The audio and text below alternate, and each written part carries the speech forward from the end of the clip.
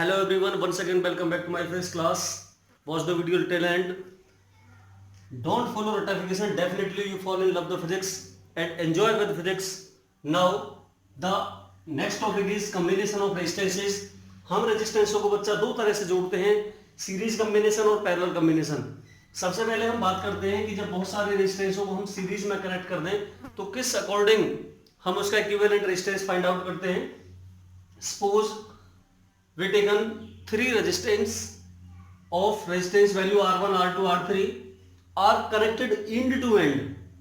जब उनको हम end to end connect करेंगे, such type of combination is called series combination. When three resistors having value R1, R2, R3 connected with a battery of potential V volt with a one way key.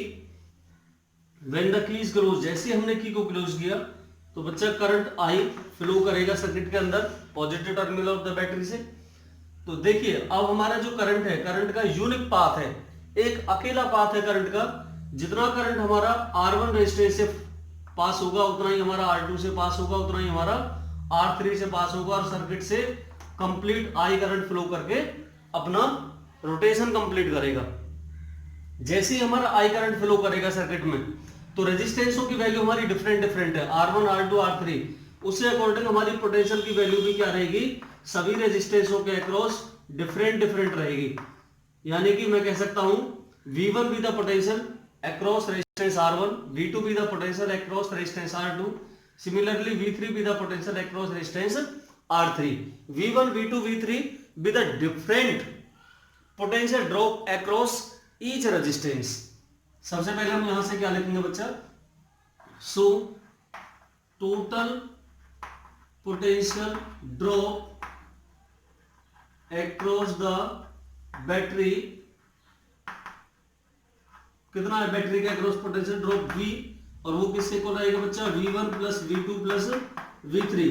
जितना each resistance potential drop get करेंगे सबके सब equal रहेगा.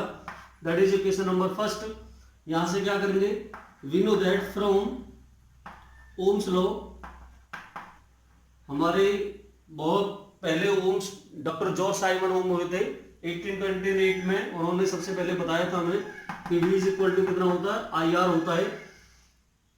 देखिए यहां पर R equivalent होगा क्योंकि नेट रेजिस्टेंस की बात करेंगे हम. सिमिलरली केवल बेसिक चीजें बताएंगे अभी हम, उसके बाद इसके न्यूमेरिकल प्रॉब्लम पे चलेंगे. पहले रेजिस्टेंस के लिए बेटा V1 की यदि मैं बात करूं तो रेजिस्टेंस की वैल्यू कितनी है, R1, करंट तो सेम है IR1. दूसरे के लिए मैं बात करूं V2, करंट तो इसमें भी सेम है, इसका मतलब IR2. तीसरे रेजिस्टेंस की बात करूं उसमें पोटेंशियल ड्रॉप कितना रहेगा, करंट सेम जा रहा है IR3. ये सारी वैल्यू उठा करके कहां रख दूं मैं, फर्स्ट इक्वेशन में. Putting these values in equation number first, so we get. तो इस तरह से इसकी वैल्यू कहां रख देते हैं, फर्स्ट इक्वेशन में ला करके. बच्चा V की जगह कितना रखेंगे हम, I R equivalent is equal to V1 की जगह कितना रखेंगे, IR1, V2 के IR2 और V3 की जगह क्या रिप्लेस करेंगे, IR3. I into R equivalent, बच्चा I we taken the common, then we get R1 plus R2 plus R3.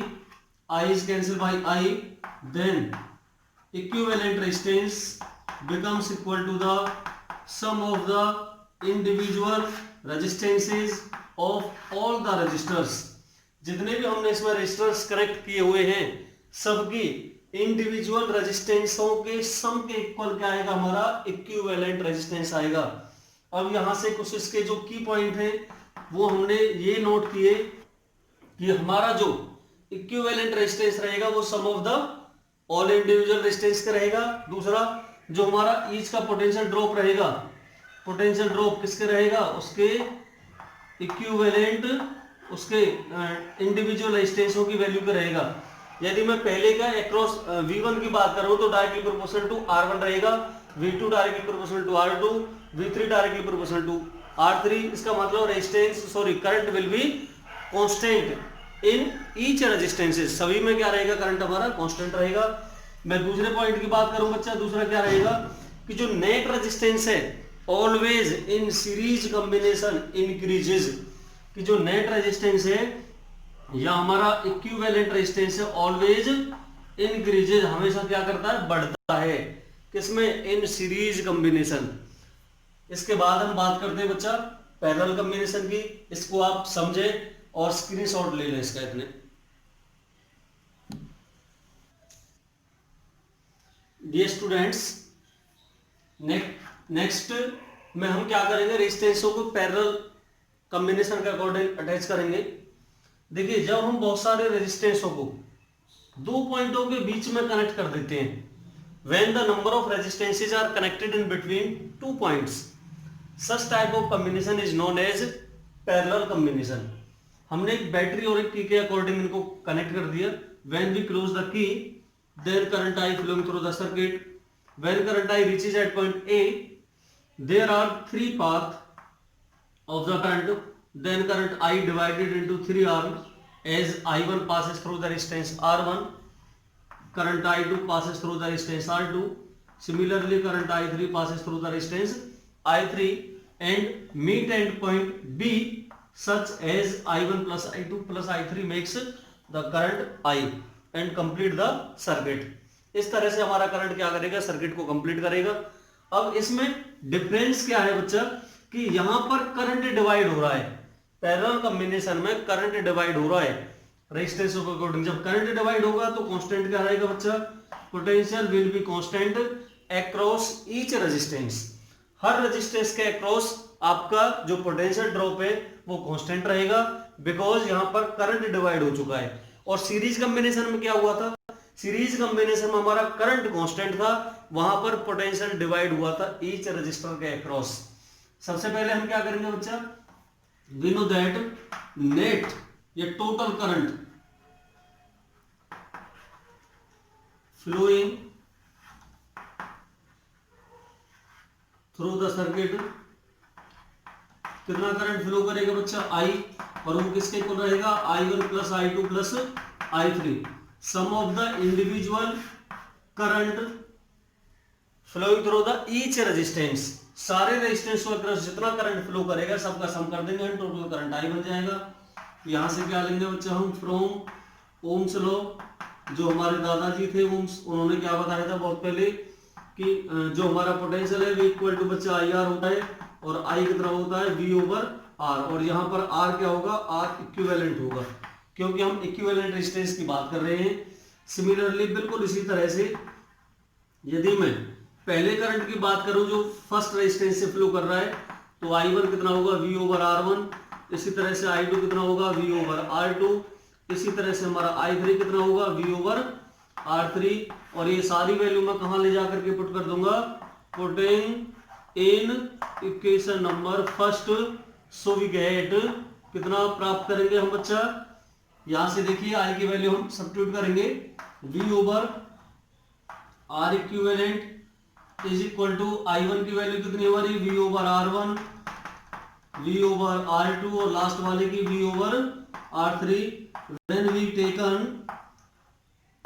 V with the common ले लेंगे यहां से, then 1 by R1, 1 by R2 and 1 by R3, यहां से V is cancelled by V, then बच्चा लोग 1 upon R equivalent resistance becomes equal to 1 over R1 plus 1 over R2 plus 1 over R3।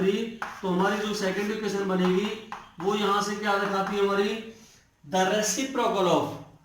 Reciprocal of net resistance in parallel combination is equal to the sum of the reciprocal of individual resistances of all the resistors। यहां से सभी के individual रेजिस्टेंसों के reciprocal के सम के equal रहता है हमारा reciprocal of net resistance in parallel combination. तो इस तरह से हमने क्या निकाल लिया, इक्विवेलेंट रेजिस्टेंस फाइंड आउट कर लिया। अच्छा, यहां से जो रेजिस्टेंस की वैल्यू है वो ऑलवेज क्या करती है, डिक्रीज करती है, किसकी वजह से, क्योंकि पैरेलल कॉम्बिनेशन है। एक यहां से बहुत इंपॉर्टेंट ट्रिक मैं बताता हूं, शॉर्ट ट्रिक, सबसे आसान शॉर्ट ट्रिक बता देता हूं बच्चा। यदि आपके केवल दो रेजिस्टेंसों के बारे में पूछे, वो यहां से मैं इसे साफ कर लेता हूं थोड़ा सा, केवल दो रेजिस्टेंसों के बारे में पूछे कि आपको ये दिया हो कि बच्चा R1 और R2 ये केवल दो रेजिस्टेंस है आपके, और किसमें कनेक्ट है, दोनों पैरेलल में, किसमें है, पैरेलल कॉम्बिनेशन के अंदर कनेक्ट किए हुए हैं, तो इनका रेजिस्टेंस निकालने का एक सबसे आसान तरीका है, यदि हमें पैरेलल कॉम्बिनेशन में केवल 2 रेजिस्टेंस दिए हुए हों तो इसका फॉर्मूला है M/A। माँ को याद रख लेना, माँ से M/A, यानी कि मल्टीप्लाई अपॉन एडिशन। बहुत आसान ट्रिक है। तो मल्टीप्लाई कैसे, दोनों रेजिस्टेंसों की मल्टीप्लाई कर देना, R1 × R2 अपॉन दोनों रेजिस्टेंसों का सम कर देना।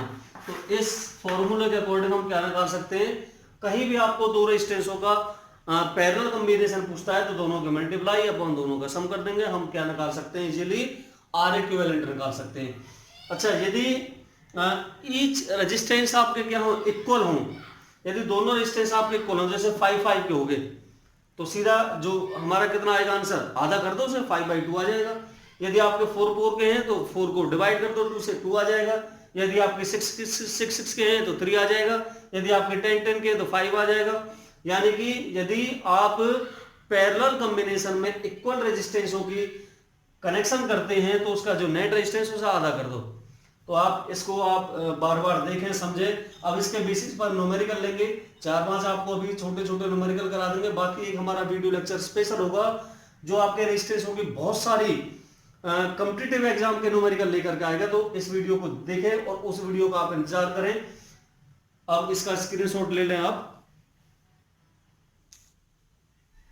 चलिए, जो हमारा क्वेश्चन है नेक्स्ट, हमने जो न्यूमेरिकल लिया है वो ये लिया है कि इस तरह से हमें कुछ सर्किट डायग्राम दिया हुआ है। 30 ओम के 3 रेजिस्टेंस हैं, तीनों को एक पोटेंशियल ऑफ 2 वोल्ट के अक्रॉस हमने कनेक्ट कर दिया। अब इसमें हमें पूछा है what is the value of current, I की वैल्यू कितनी होगी, सर्किट डायग्राम में कितना करंट फ्लो करेगा। तो इस तरह के डायग्रामों में सबसे पहले देखते हैं बच्चा हम, जैसे करंट हमारा यहाँ पहुंचा एक पॉइंट पर पहुंचने के साथ करंट के 2 रास्ते बने। एक रास्ता करंट के लिए AC वाला रहा और एक रास्ता रहा उससे A से B वाला। अब देखिए, जो A से B वाला वो यहाँ आ गया B पॉइंट पर, लेकिन जो A से C वाला वो A से C में फ्लो किया, फिर C से B में फ्लो करेगा। तो जितना वैल्यू ऑफ करंट A से C में जा रहा था उतना ही वैल्यू ऑफ करंट C से B में जाएगा। तो यहां से जब करंट की वैल्यू सेम आएगी इन दोनों में, तो इन दोनों का जो कॉम्बिनेशन रहेगा बच्चा वो कैसा रहेगा, सीरीज कॉम्बिनेशन। क्यों, सीरीज कॉम्बिनेशन में हमारा करंट डिवाइड नहीं होता, सेम करंट चलता है। तो जितना करंट हमारा A से C आर्म में जा रहा है उतना ही करंट हमारा C से B आर्म में जाएगा। ये दोनों कॉम्बिनेशन कैसे बन जाएंगे हमारे, सीरीज कॉम्बिनेशन। तो सीरीज में डायरेक्ट जोड़ते हैं, 30 + 30 60 हो गया। इसका मतलब मैं ये कह सकता हूं कि जो नेक्स्ट डायग्राम है वो अपने माइंड के अंदर आप ये बना ले कि ये तो हमारा एक ही था यहां से इस तरह से, और ये जो कॉम्बिनेशन था बच्चा दोनों का वो ये बन गया हमारे एक ही अकेला कितना 60 ओम का। ये हमारा 60 ओम का बन गया, 30 + 30, ये हमारा 30 का है ही, और ये हमारा 2 वोल्ट का क्या पोटेंशियल था। अब करंट की वैल्यू निकालनी है हमारी। देखिए यहां से अब 2 रास्ते हैं आपके, 2 रास्ते का मतलब दोनों पैरेलल कॉम्बिनेशन में है। और पैरेलल कॉम्बिनेशन में मैंने बताया था आपको, माँ का फार्मूला याद रखना, मल्टीप्लाई अपॉन एडिशन। दोनों की मल्टीप्लाई करो बच्चा, 30 × 60, दोनों का एडिशन करो, 30 + 60, बहुत आसान है, 6 × 3 18, कितना हो जाएगा 1800, और ये कितना हो जाएगा 6 × 3 1800, और 6 और 3 9, ये 900 में क्या नाम है 90 हो जाएगा। 90 से इसे डिवाइड करेंगे बच्चा, 9 से कितना 20 ओम हो गया। ये 20 ओम हमने क्या निकाले, रेजिस्टेंस। जब रेजिस्टेंस आ गया आपका तो ओम्स लॉ से V = कितना होता है IR, और I निकालेंगे बच्चा V/R इक्विवेलेंट आ जाएगा। पोटेंशियल कितना है इसका 2 वोल्ट है, और रेजिस्टेंस कितना है इसका 20 है। तो ये 1/, कितना हो गया 10 हो गया। इसका मतलब 0.1 एम्पियर इतना करंट फ्लो करेगा आपका पूरे सर्किट से। बहुत आसान है। नेक्स्ट हम जो क्वेश्चन लेंगे वो पोटेंशियल निकाल के बताएंगे कि डिफरेंट में कितना पोटेंशियल होता है। तब तक इसका स्क्रीनशॉट लें आप। देखिए स्टूडेंट्स, नेक्स्ट जो क्वेश्चन है हमारा वो इस तरीके से, एक 60 वोल्ट की बैटरी है, उसके अक्रॉस हमने पहला रेजिस्टेंस 18 ओम का, दूसरा रेजिस्टेंस हमारा 10 ओम का, ये 5 ओम का, और ये हमारा 10 ओम का। इस तरह से कोई सर्किट डायग्राम बना हुआ है।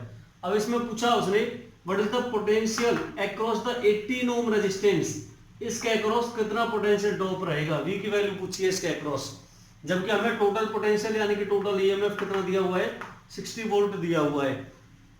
तो इस तरह के क्वेश्चन में सबसे पहले आप बगैर देखे इक्विवेलेंट रेजिस्टेंस निकालिए पूरे सर्किट का, क्योंकि जब तक हमें पूरे सर्किट में कितना करंट फ्लो कर रहा है जब तक हमें आई की वैल्यू बच्चा फाइंड आउट नहीं होगी हम कोई चीज नहीं निकाल सकते।